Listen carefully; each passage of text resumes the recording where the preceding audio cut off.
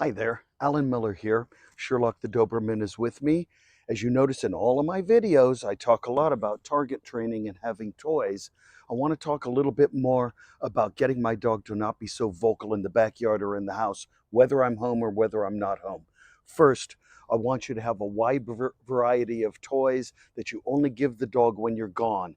These could be food dispensing toys, silicone lick mats, puzzle mats, Kong toys filled with something like rice that I cook in chicken broth, or it could be peanut butter. It could be a number of different things, but don't vary too much out of the dog's basic food groups so that you don't cause diarrhea problems.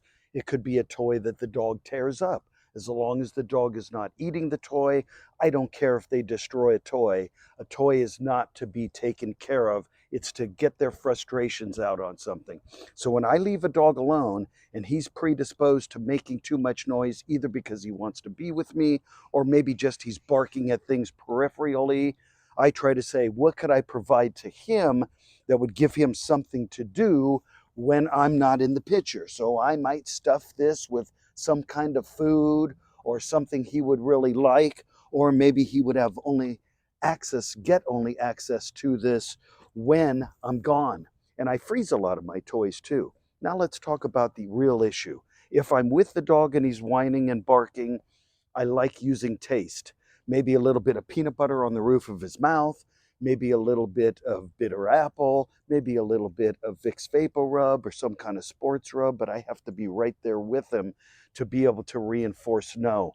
I also like sonic pet trainers. They can be a collar, they can be handheld, and I'll teach him quiet, but I also like to teach him that there are times that he can bark. Another thing that we use a lot is technology.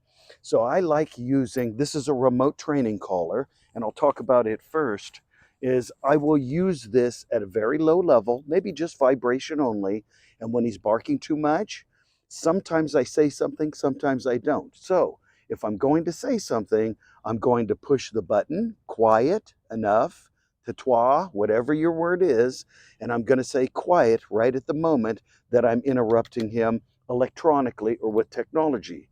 Now, in the remote training collar world, this could be vibration, it could be electronic but not abusive, it could be citronella, it could be a tone. So they make a lot of really neat things nowadays. And it can be ultrasonic, which is inaudible to humans. When I get away from the remotes, because remember, I can only push the button if I see what he's doing or hear what he's doing. Now, let's say I want to go to a bark collar.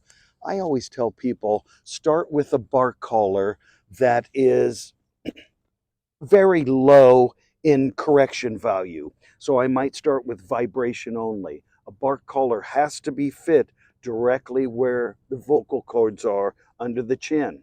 With remote training collars, I prefer that they're back here so that they produce a turning around and looking at me type of interruption. Electronic collars, bark collars are not designed to hurt the dog, but they're designed to surprise the dog so that you can provide an interruption to the unpreferred behavior. Start with a vibration bark collar, save your receipt. Go to a sonic bark collar or ultrasonic, which is inaudible to humans. Try it. If it doesn't work, return it. Easy, right? You can return everything nowadays. Then I like electronic bark collars, but I don't prefer bark collars that automatically turn themselves up. Some dogs panic and cycle through the rotation of corrections without learning how to turn it off, and it just makes them panic. So if I'm using an electronic bark collar, I'll turn it up just high enough that the dog feels it and it annoys them, but it allows them to bark a little bit. They also make citronella bark collars that squirt out into the dog's face. We have a helicopter going overhead. So I really like different types of tech savvy equipment to teach my dogs not to bark so much.